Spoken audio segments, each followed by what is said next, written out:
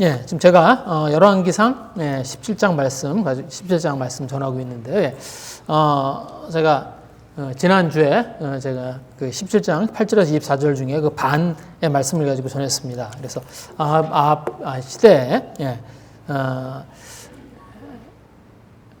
시대 엘리야가 이제 그 가뭄이 있을 것이라고 이제 하나님의 말씀으로 예언을 하고요. 그리고 그 말을 듣고 아합이 엘리야를 이제 죽이려고 하죠. 그래서 엘리야를 잡으려고 합니다. 그래서 하나님이 엘리야를 이제 사르밧에 있는 시돈 땅 사르밧에 있는 과부에게 보내시고요. 그리고 그곳에 가서 그 과부를 발견하고 그리고 그 과부에게 떡을 하나 지어달라고 그렇게 이야기를 합니다. 했더니 자기와 자기의 아들이 먹고 죽을 그 분량밖에 남지 않았는데 그럼에도 불구하고 엘리야의 말을 듣고 떡을 만들어서 엘리야에게 주죠. 그래서 그날 이후로 이제 그 과부의 집에 곡식과 기름이 떨어지지 아니하고 그래서 계속 엘리야와 그 과부와 또 그 아들이 계속 먹고 살게 되는 그런 이야기였습니다. 그리고 오늘 그 이제 두 번째 얘기입니다. 그래서 오늘 제가 17절부터 24절 말씀 제가 읽도록 하겠습니다.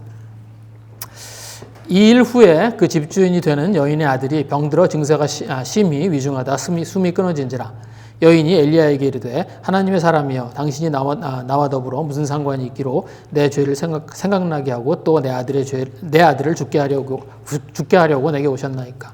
엘리야가 그에게 그의 아들을 달라 하여 그를 그 여인의 품에서 받아 안고 자기의 거처하는 다락에 올라가서 자기 침상에 누이고 여호와께 부르짖어 이르되 내 하나님 여호와여 주께서 또 내가 우거하는 집 과부에게 재앙을 내리사 그 아들이 죽게 하셨나이까 하고 그 아이 위에 몸을 3번 펴서 엎드리고 여호와께 부르짖어 이르되 내 하나님 여호와여 원하건대 이 아이의 혼으로 그의 몸에 돌아오게 하옵소서 하니 여호와께서 엘리야의 소리를 들으심으로 그 아이의 혼이 몸으로 돌아오고 살아난지라. 엘리야가 그 아이를 안고 다락에서 방으로 내려가서 그의 어머니에게 주며 이르되 보라 내 아들이 살아났느니라. 여인이 엘리야에게 이르되 내가 이제야 당신은 하나님의 사람이시오 당신의 입에 있는 여호와의 말씀이 진실한 줄 아노라 하니라. 여기까지 읽겠습니다.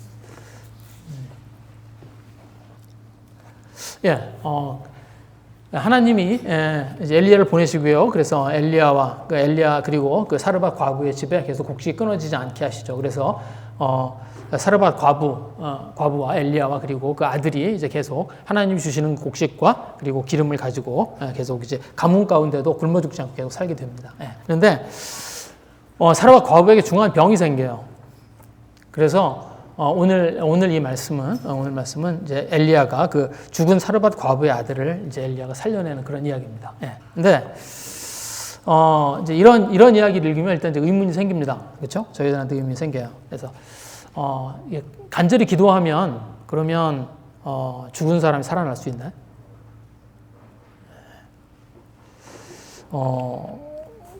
간절히 기도하면 죽은 사람도 살아나나요?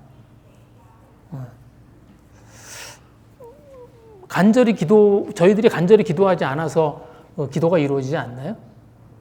저희들이 기도에 대한 이야기를 하다 보면 그런 이제 의문이 생길 때가 많이 있습니다. 그래서 정말 이제 좀 이렇게 좀 듣기 괴로운 그런 일들이 실제로 일어나기도 했습니다. 그렇죠? 그래서 이제 죽은 사람을 두고 이제 장례를 치르지 않고 그 집에 그냥 그 죽은 사람을 두고 그 기도를 하고 그러다가 이제 발견이 되고 그래 사회적으로 무리가 생기고 이제 그런 일들이 있었습니다. 실제로 그런 일들이 좀 일어났어요. 그런데 물론 그게 그 사람들이 이제 좀 이단에 속한 사람들이고요. 그리고 좀 정상적인 그런 이제 믿음에 속한 사람들은 아니었지만 또 그리고 그 사람들의 기도대로 이렇게 그러니까 죽은 사람이 살아난 적도 없습니다. 근데 여전히 저희들한테는 그런 의문이 남습니다. 저희들이 열심히 기도하면 그러면 하나님이 감동하셔서 저희들이 기도를 들어주시나요?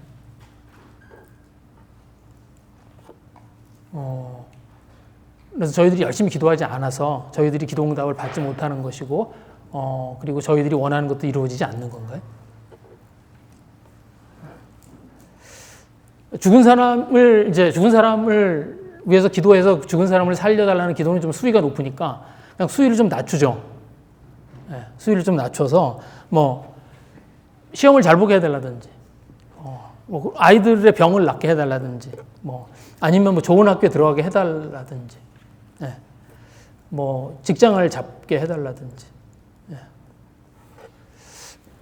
그런 기도들은 저희들이 열심히 기도를 하면 하나님 응답해 주시나요?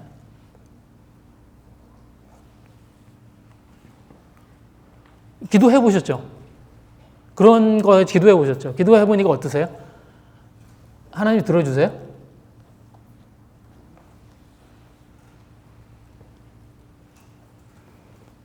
안 들어주세요? 대답 못 하겠죠? 왜냐면 들어주실 때도 있고 안 들어주실 때도 있어요. 우리 기도가 부족해서 안 들어주시나? 근데 저희들이 이제 그동안에 저희들이 일어난 일들의 결과를 보면 들어주시기도 하고요. 또 안 들어주시기도 해요. 네.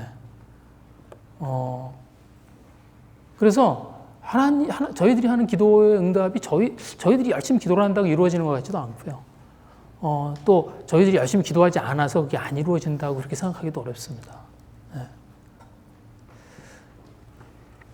저희들은 저희들의 기도를 들어주시고 좀 하나님이 저희들의 기도 응답해 주셨으면 좋겠거든요. 네. 그런데 실제로 그렇진 않아요. 하나님이 저희들을 이렇게 하나님 세상을 창조하시고 하나님이 창조하신 그런 질서들이 있습니다. 네. 그리고 그런 질서 위에서 우리가 살고 있어요. 그런데 하나님이 그 세상 이렇게 하나님이 어떤 기도에 감동하셔서 그 하나님이 세우신 어떤 질서를 깨는 일을 잘 하지 않으세요. 네. 만약에 하나님이 저희들이 하는 기도를 들으시고 이제 저희들의 기도에 감동하셔서 하나님 세운 질서를 막 깬다고 한번 생각을 해보세요. 네. 그러면 저희가 그런 세상에 살기가 쉽지 않습니다. 네. 뭐 예를 들어서 그런 거죠. 예를 들어서 어떤 친구 열심히 공부를 해. 그런데 열심히 공부를 한 친구가 시험을 잘 보는 게 아니라 그 어머니가 열심히 기도한 친구가 시험을 잘 봐. 그러면 불공평하죠. 정의가 아니죠. 그러면 안 되잖아요. 하나님 세운 어떤 질서는 어떻게 됐어요? 열심히 공부한 사람이 그것에 합당한 결과를 받아야 돼요. 그게 합당한 거예요. 그런데 그게 아니라 그냥 그 어머니가 막 열심히 와서 기도를 그랬더니 그 아이가 시험을 잘 보고 뭐 좋은 학교에 가고 좋은 직장을 얻어요. 그러면 어때요? 이거 일종의 낙하산이에요. 네. 그러면 옳지 않아요. 네. 이제 조금 있으면 월드컵이에요. 그렇죠? 우리 전 국민이 모여서 막 하나님께서 기도를 했더니 우리나라 우승을 해. 그랬으면 좋겠는데, 네. 그런 일이 생기지 않습니다. 왜? 하나님한테는 질서가 있어요. 그리고 저희들은 그 질서 위에서 살아요. 어떤 사람이 죽었는데 저희들이 간절하게 기도를 했더니 며칠 후에 그 사람이 살아서 걸어다녀요. 그럼 저희들이 그런 세상에 살지 못합니다. 네.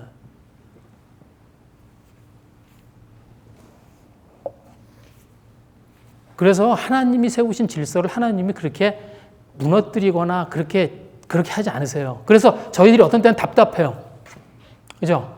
지금 내가 기도하는 대로 좀 해줬으면 좋겠는데, 내가 기도한 게 좀 이루어졌으면 좋겠는데, 내가 좀 간절히 바라는 게 있는데 그게 좀 이루어졌으면 좋겠는데.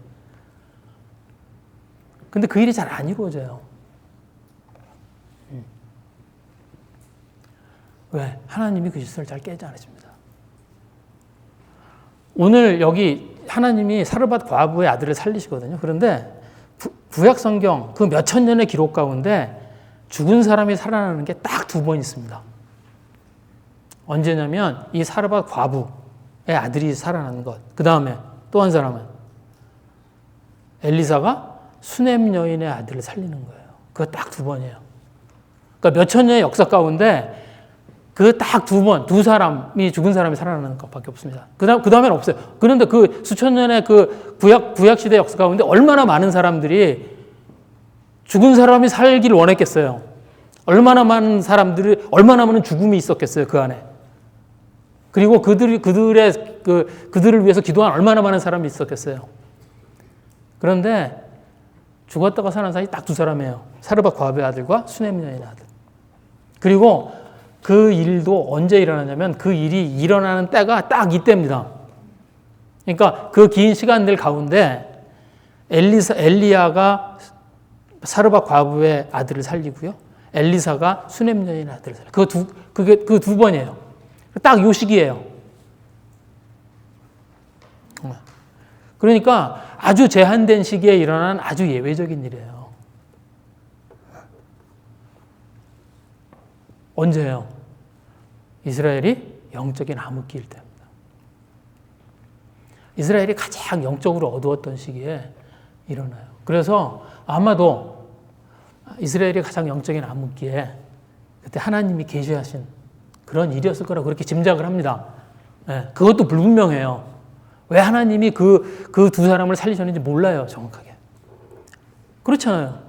아니, 사르밧 과부의 아들만 있었나요? 수많은 과부의 아들들이 있었습니다. 그리고 수많은 과부의 아들들이 죽었을 거예요. 그런데 사르밧 과부의 아들을 살리셨어요. 몰라요, 저희들은. 그러니까 간절히 기도하면 죽은 사람이 살아나고 아니면 간절히 기도하면 우리들이 원하는 일들이 이루어진다는 생각은 뭐예요? 사실은 기도를 잘못 이해하는 겁니다. 그렇게 월킹하지 않아요. 네. 그래서 저도 응답하는 기도의 방법을 알려드리고 싶습니다. 저 그런 질문 받아요. 어떻게 하면 하나님한테 드리는 기도가 응답받느냐고 그런 질문 저도 받아요. 네.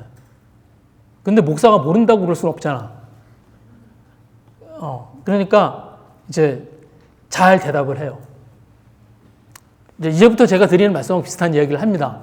네. 근데 저도 그런 기도를, 그러니까 제가 하는 기도도 그래요. 제가 막 기도를 하면 여러분 그런 거 아시죠? 왜 그 목사가 기도하면 더 잘 들어주시나요? 혹시 어떻게 생각하세요? 아니라고 금방 아니라고 그러면 내가 서운하잖아요. 네. 그래도 조금 낫다 뭐 이렇게 해줘야 되잖아. 더 비참해지는데? 네. 그러니까 뭐 정말 기도는 이렇게 해야지 응답을 받는다. 그런 얘기 그러고 싶습니다. 그런데 제 경험으로 볼 때 안 그래요. 간절히 기도한다고 해서 그 기도가 이루어지는 것도 아니고요. 그렇다고 우리가 드리는 기도가 이루어지지 않는 것도 아니에요. 왜냐하면 제가 그동안 교회에 있고 신앙생활을 하면서 기도가 이루어지는 걸 많이 봤습니다. 어떤 기도들은 하나님이 들어주시는 걸 여러 번 봤어요. 그래서 기도는 하나님의 응답하심에 대한 신뢰를 쌓는 것 같아요.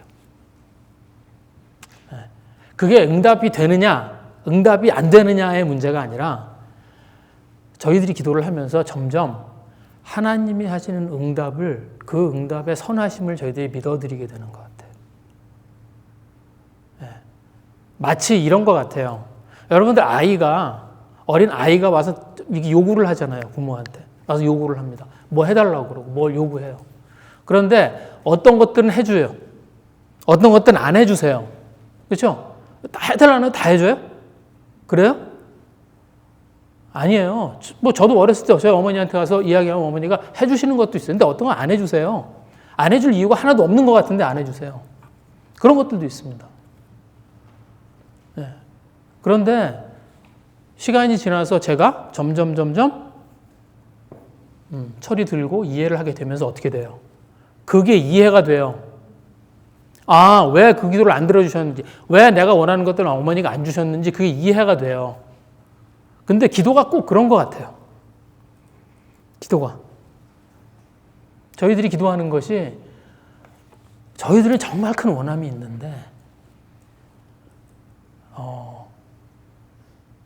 그것이 저희들이 원하는 것처럼 응답되지가 않습니다. 그렇지만 저희들이 기도하면서 점점 알아가게 되는 것 같아요. 하나님이 그 응답 가운데 있는 하나님의 선하심을 저희들이 이렇게 알아가게 되는 것 같습니다.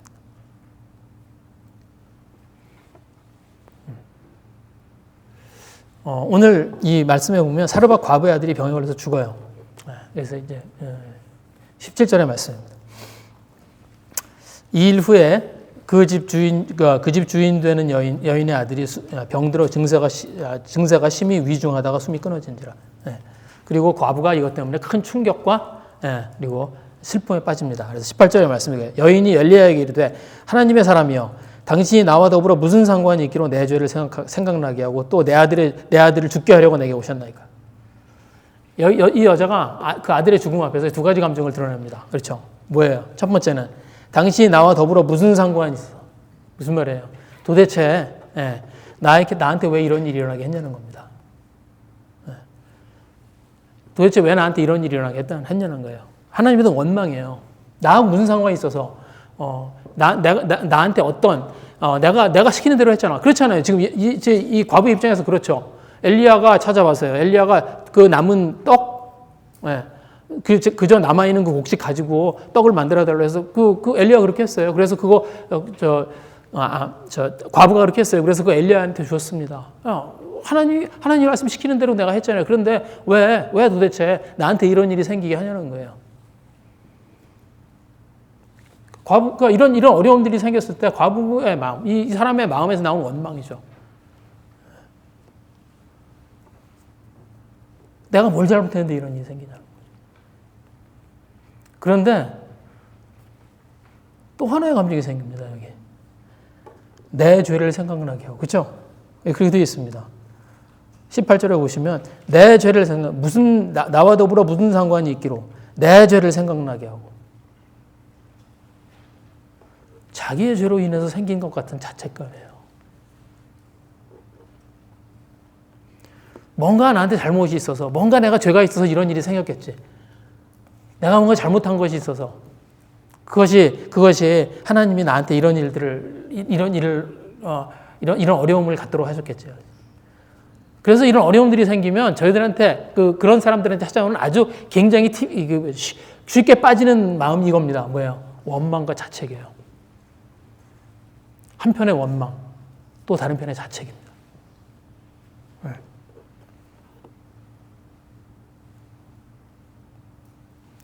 그런데 굉장히 이상한 타이밍이에요, 사실은. 왜 이상하냐면요. 지금 이 과부하고 이 아들은 하나님의 은혜 가운데 있습니다. 그렇죠. 엘리야가 와서 떡을 만들어 달라고 그랬을 때 자기가 남은 걸 가지고 떡을 만들어 줬어요. 그리고 그 후로 어떻게 됐어요? 계속 하나님이 이 집에 곡식과 기름이 떨어지지 않게 합니다. 지금이 가뭄이에요. 지금 음식을 구할 수 있는 것이 없는 그만큼 굉장히 힘든, 하나님이 그 이스라엘 땅에 다 물을 끊어졌어요. 비가 안 와요. 그래서 다들 양식이 없어서 허덕이고 있는데 이 과부와 아들에게는 뭐가 생겨요? 계속 곡식과 기름이 끊이지 않아요. 그래서 계속 엘리야와 이 과부와 이 아들은 계속 먹고 삽니까? 하나님이 계속 공급해 주시는 거예요. 하나님이 계속 먹고 살 수 있게 해주시고 있는 거예요.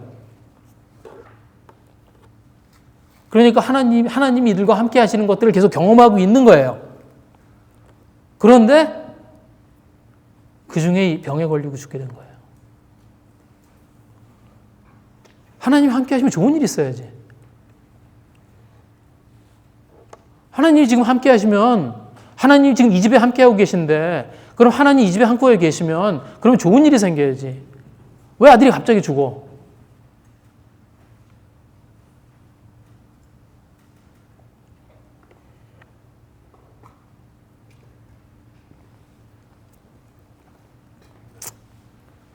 저희가 저희 삶에 어떤 어려움이 생긴다고 해서 그게 하나님이 함께하지 않는다는 증거가 아니에요. 네. 저희들이 가지고 있는 어떤 영적인 판단은 굉장히 현실에 의해서 좌우됩니다. 현실에 어떤 일이 생기면 그것 때문에 저희들이 영적인 판단이 왔다 갔다 해요. 좋은 일이 있으면 하나님이 나와 함께 하시는 거고 하나님 나를 사랑하시는 것 같고 반면에 나쁜 일이 일어나면 하나님이 나를 심판하시는 것 같고 아니면 하나님이 나를 사랑하시지 않는다고 생각하고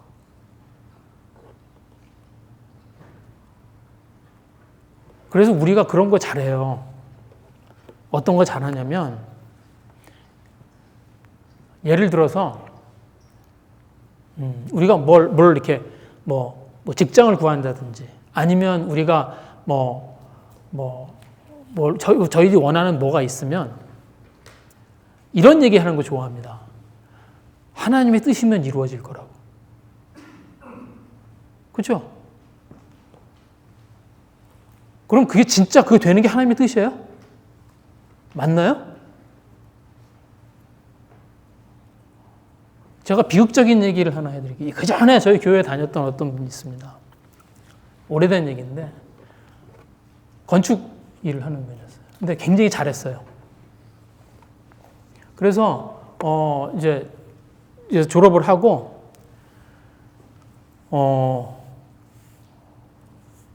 뉴욕에 있는 회사에 가게 됐습니다. 뉴욕에 있는 회사를 갔어요. 그래서 거기에서 이제 일을 열심히 하다가 나중에 그래서 이제 그렇게 열심히 이제 일을 하고요. 그리고 이제 삼성건설로 갔어요. 아, 이 회사를 밝혀도 되나? 그래서 거기 가서 이제 나중에 거기로 이제 뽑혀서 간 거예요. 말하자면 이제 뽑혀서 간 거예요. 그래서 근데 그때 이제 그분이 이제 교회를 다니는 그런 분이었었으니까 하나님이 하시는 일이라는 그런 생각들을 했었습니다. 그런데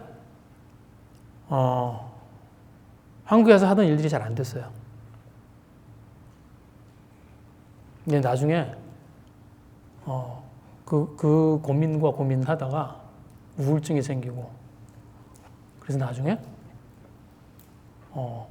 죽어요. 어디까지가 하나님의 뜻이죠?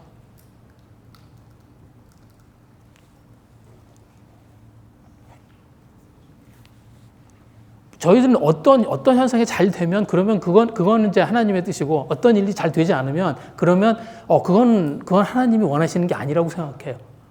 왜냐하면 저희들이 가지고 있는 어떤 영적인 판단이 현실에 의해서 좌우되기 때문에 그래요. 네. 그렇지 않습니다. 네. 그래서 예수님이 요한복음 제가 거기 요한복음 말씀드렸죠. 요한복음 9장에 보시면 예수님이 길을 가시다가 맹인을 만납니다. 그래서 그 맹인된 사람을 보니까 제자들이 막 그런 얘기하죠. 이 사람이 맹인이 된 게 그 자기의 죄입니까? 그 부모님의 죄입니까? 그러고 막 그런 얘기를 해요. 예, 이게 제자들이 그 맹인이 지금 옆에 있는데 그냥 막 얘기를 한 거예요. 예. 예수님의 대답이 뭐예요? 3절에 9장 3절에 보시면 예수님의 대답이 뭐라고 그래요? 예수께서 대답하시되 이 사람이나 그 부모의 죄로 인한 것이 아니라 그에게서 하나님이 하시는 일을 나타내고자 합니다. 죄나 잘못 때문이 아니라는 거예요. 하나님이 그걸 미워해서 그렇게 된 게 아니라는 거예요. 하나님은 뭐예요? 그 어려움을 보시고 뭘 해요? 하나님이 하시는 일을 나타내시려 한다는 거예요.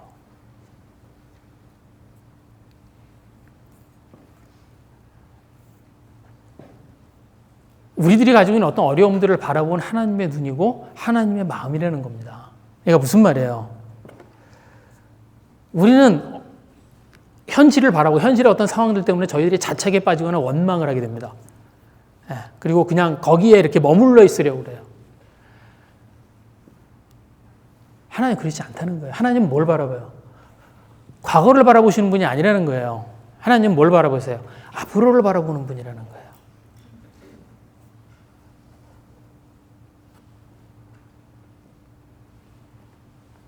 그래서 그 어려움이 있다고 하는 게 그게 어떤 하나님의 어떤 은혜 가운데 있지 않은 게 아니라 우리가 뭐예요? 하나님은 여전히 우리 가운데 계시고 그 가운데서도 그러니까 뭘 하라고요? 하나님이 하시는 일을 믿음과 소망을 가지고. 뭐예요? 지금 나한테 있는 어려움에 원망과 자책을 갖지 말고 뭘 하라고요? 소망을 가지고 바라보라는 겁니다. 앞을 바라보라는 거예요. 복음은 항상 그래요. 하나님의 말씀은 항상 그래요. 하나님의 말씀은 과거를 바라보지 않습니다. 하나님의 말씀은 항상 앞을 바라봐요.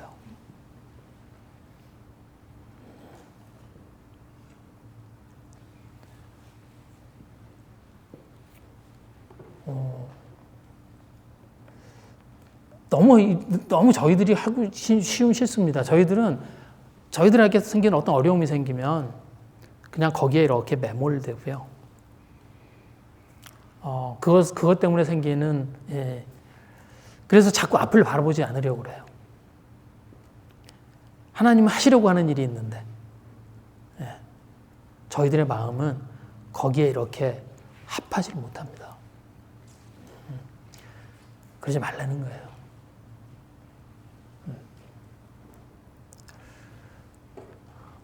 오늘 엘리야가 어떻게 해요? 죽은 아이를 위해서 기도합니다. 과부가 기도하지 못해요. 과부가 기도하지 못합니다. 그래서 오늘 이 아이가 살아나게 된 건 뭐 때문에? 엘리야의 기도 때문이에요.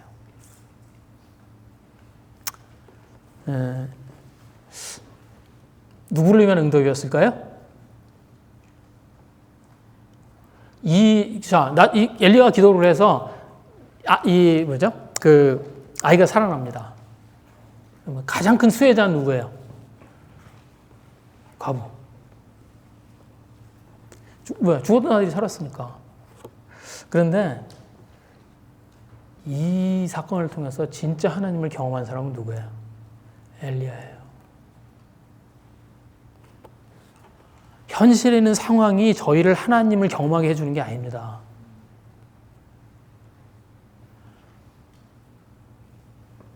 저희들이 하나님과 가까이 가야 하나님을 경험해요.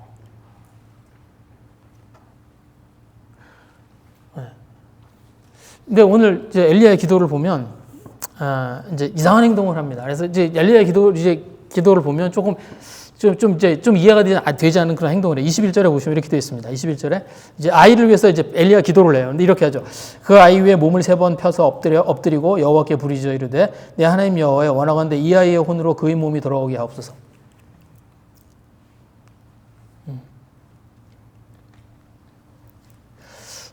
재밌는 건 제가 이 기도를 이제 읽으면서 굉장히 재밌었던 건 뭐냐면 한 가지 재밌는 거 이건 이제 여담인데 제가 이걸 막 한참 생각을 했었거든요. 근데 그냥 이제 그냥 생각으로 끝났습니다. 이게 뭐냐면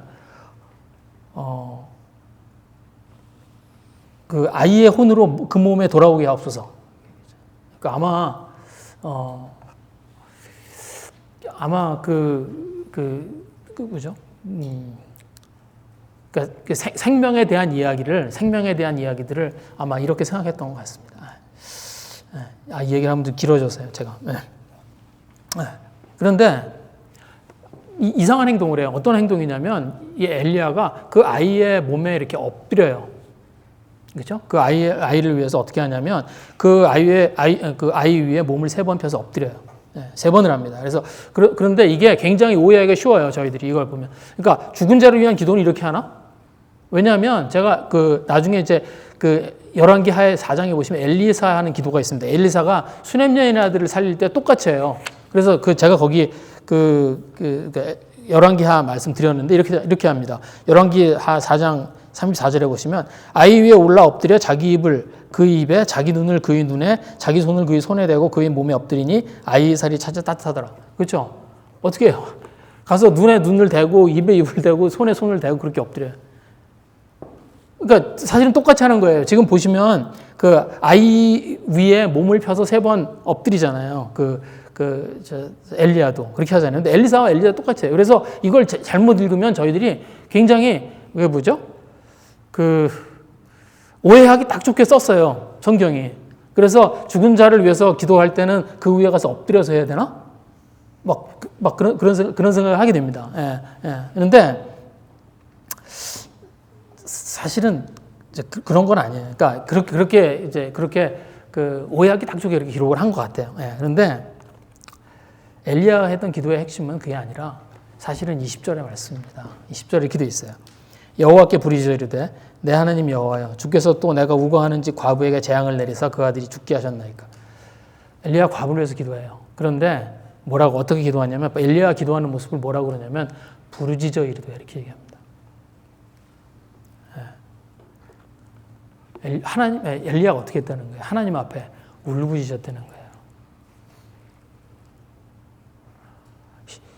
21절에도 똑같이 다시 해요. 그 이야기를.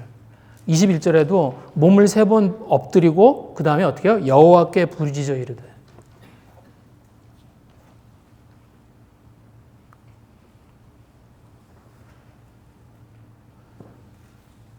그러니까 엘리야가 그러니까 죽은 자를 위한 기도법이 있는 게 아니에요. 막 죽은 자를 위해서 기도할 때는 뭐 그 위에 엎드리고 뭐 눈에 눈을 맞추고 입에 입을 맞추고 손에 손을 맞추고 그런 게 아니에요. 이게 무슨 얘기냐면 엘리야가 혼신을 다해서 그 아이를 위해서 기도했다는 이야기예요.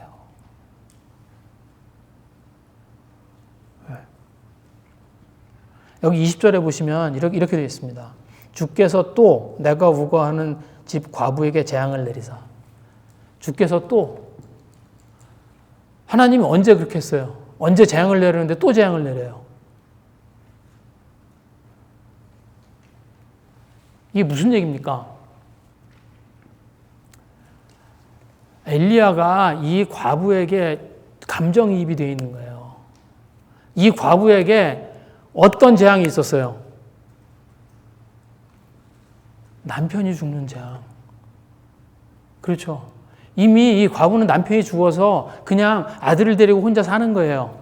그런데 이제 또 와서 하나님, 이제 남편 없이 혼자 살고 있는 이 과부에게서 아들을 빼앗아 가냐고. 그 얘기하는 거예요. 무슨 얘기예요? 엘리야가 이 과부에게 감정이입을 하고 있는 거예요. 이건 너무 하는 일 아니냐는 거예요.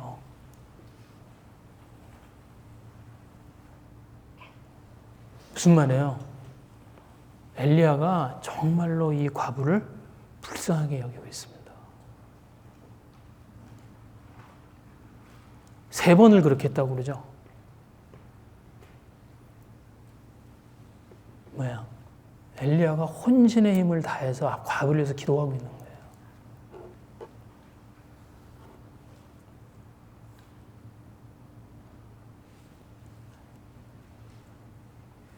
저희는 이제 이런 생각들을 합니다. 하나님의 큰 능력을 나타내면 선지자라고 생각해요. 아니에요. 하나님의 큰 능력을 나타내고 그 능력을 사람들 앞에 시전하는 게 선지자가 아닙니다. 그래서 더 큰 능력을 더 큰 능력을 행하면 그러면 더 큰 선지자가 되냐? 아니에요. 그런 게 아니에요. 선지자는 뭐 하는 사람이에요? 하나님을 대신해서 하나님의 마음을 전하는 사람이에요. 온 마음을 다해서 사람들을 사랑하고 하나님께 기도하는 사람입니다. 그게 선지자예요.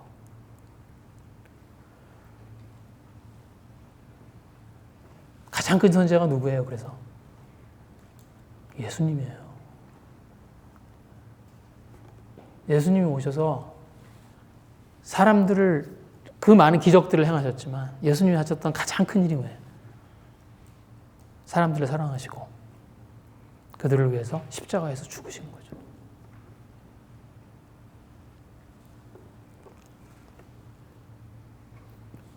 여기 오늘 그 말씀드린 19절 말씀에 보시면 이렇게 되어 있습니다. 엘리야가 그에게 그의 아들을 달라.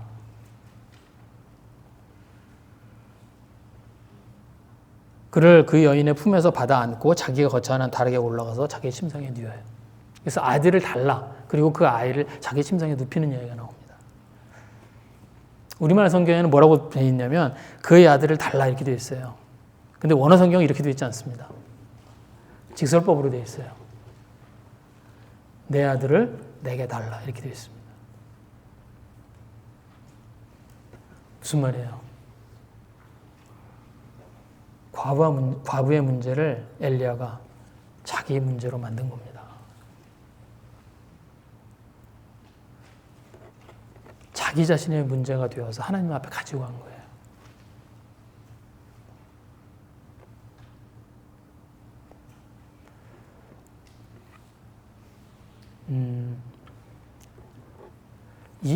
그래서 이제 엘리야가 하나님께 기도하고 그리고 이 아이가 살아나는 걸 엘리야가 경험합니다. 그런데 여러분, 엘리야가 했던 기도응답 중에 이게 가장 큰 기도응답이에요.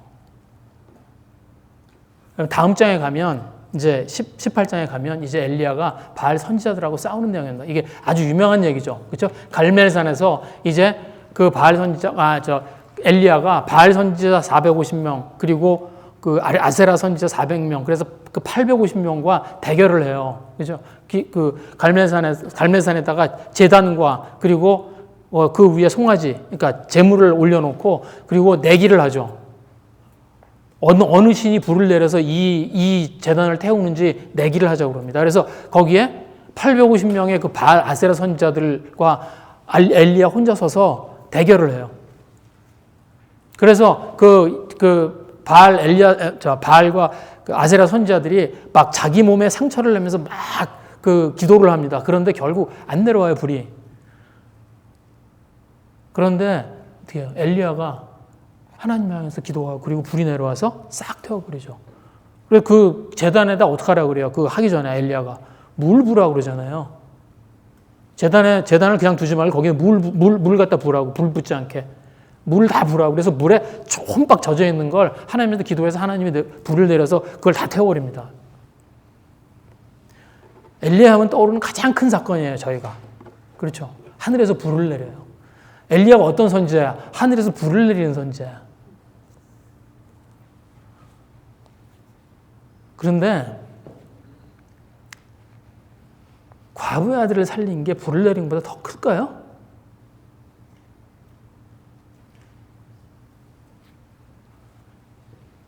지금 저희가 저희들의 힘으로 불을 내리는 세상에 살고 있습니다. 그렇죠? 지금 중동에 가면요, 불이 날아다녀요.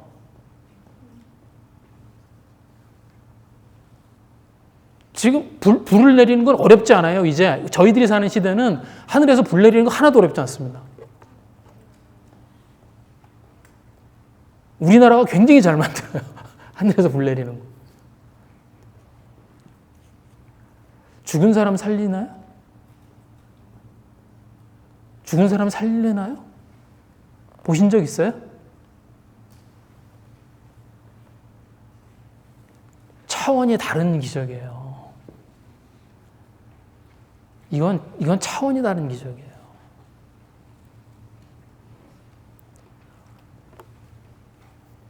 저희들은 하늘에서 불이 내리는 그 큰 그림이 보이지만 정말 큰 기적은 뭐야?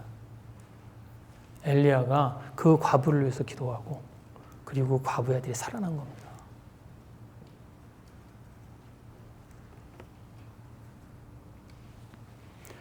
제가 이 본문을 이렇게 묵상하면서요, 처음에 이 본문을 이렇게 두고 묵상하면서 같은 의문이 있습니다. 그게 뭐냐면, 하나님이 왜 엘리야를 시돈 땅에 있는 가난한 과부한테 보내셨을까 하는 거예요.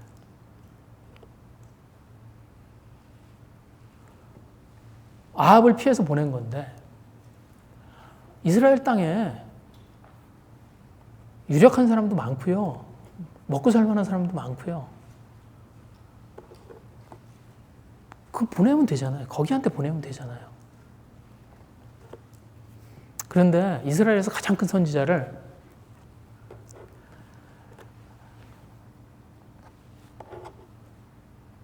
사르밧에 있는 가난한 과부 그한테 보내서 몸을 위탁하게 합니다.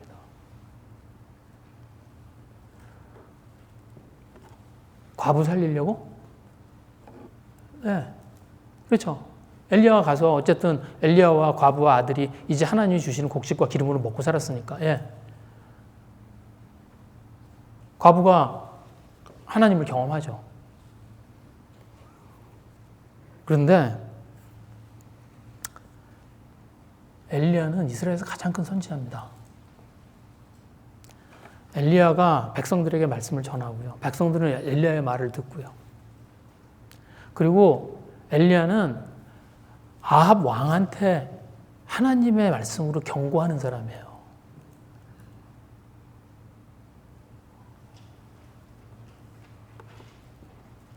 이 과부는 뭐예요? 이방인이야. 여자야. 가난해. 그 시대에서 뭐예요? 가장 연약하고 쓸모없는 사람이에요. 그런데 엘리야를 그 사람 앞에 데려다 놓습니다. 그리고 엘리야를 하여금 어떻게 해요? 그 영혼을 사랑하게 해요. 엘리야의 기도를 보시면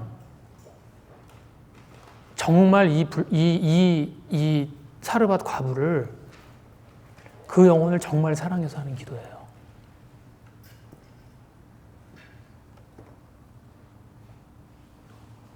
왜?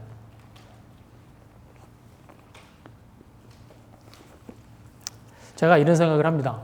제가 묵상하면서 그런 생각이 들었어요.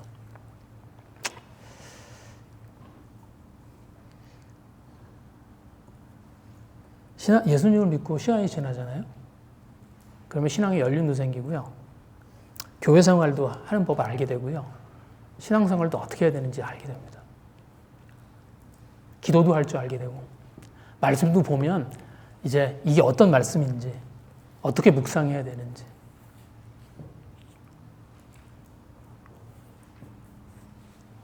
여러분 되게 재미있는 게 여러분 이렇게 서로 기도하는 거 이렇게 들어보셨어요? 식기도나 아니면 이렇게 서로 기도하는 거? 독특해요. 각각 사람마다 다 다릅니다. 기도하는 법. 오늘 창규 지사님 나와서 막 큰 소리로 기도했잖아요. 제가 이때까지 교회를 다니면서 가장 큰 소리로 기도하는 걸 들어본 거예요, 오늘.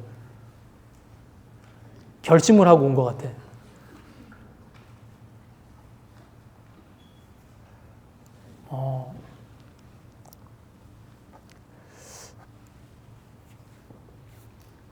말씀에 대해서도 알게 되고요. 그런데 마음이 덤덤해져요.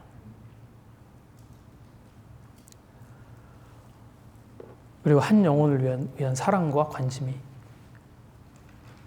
그런 간절함이 사라집니다.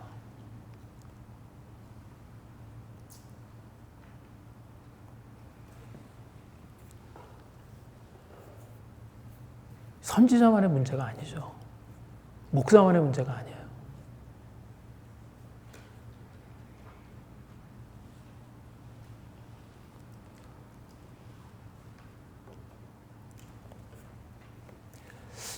엘리야를 왜 과부한테 보내셨을까? 그리고 왜 과부를 위해서 기도하게 하셨을까? 왜 과부를 위해서 이렇게 간절함으로 기도하는 그런 엘리야가 되게 하셨을까?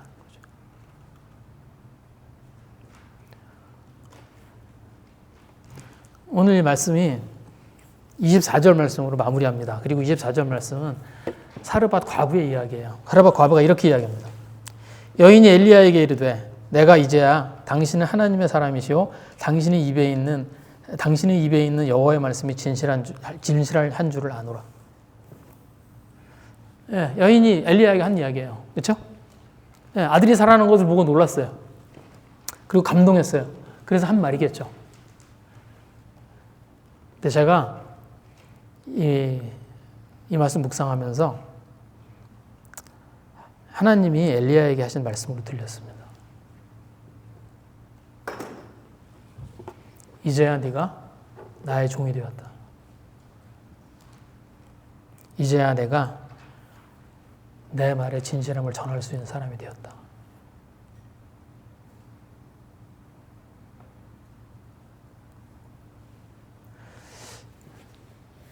저희는 이제 선지자가 없는 시대에 삽니다. 그렇죠? 저희는 이 시대에 선지자 없습니다. 예, 만약에 누가 선지자라고 그러면 그건 무조건 이단이에요. 예, 누가 자기를 선지자라고 이야기하면 그거 무조건이다. 그렇게 생각하시면 돼요. 지금은 선지자가 없는 시대에 삽니다. 예. 근데 그 대신 뭐예요? 하나님을 믿는 모든 자는 뭐예요? 하나님의 제자예요. 예수님의 제자예요. 그리고 뭐예요? 하나님을 전하는 역할을 감당해야 됩니다.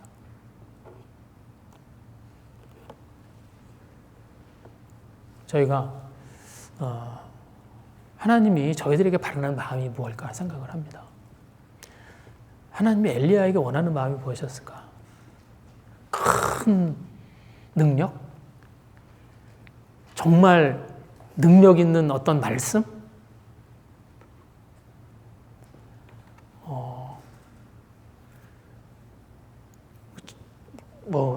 정말 감동적인 기도? 아니요. 사르밧 과부를 위한 기도. 그 사르밧 과부의 영혼을 사랑해서 그래서 그를 위해서 기도할 줄 아는, 그 문제를 자기 문제로 바라볼 줄 아는,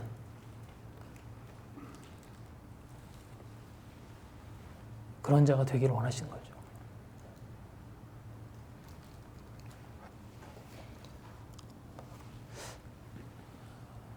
저의 마음이 어디에 있는지 좀 돌아보길 원합니다. 저희들이 한 영혼을 향한 그런 마음들을 가지고 있는지, 그 마음을 가지고 저희들이 하나님 앞에 나아가고 또 하나님 앞에 기도하는 그런 저희들이 되어 있는지, 저희들이 좀 이 시간에 좀 주님 앞에 같이 기도하고 또 저희들의 마음을 돌아보는 그런 저희들이 되었으면 좋겠습니다. 저희 주님 앞에 같이 기도하기 원합니다.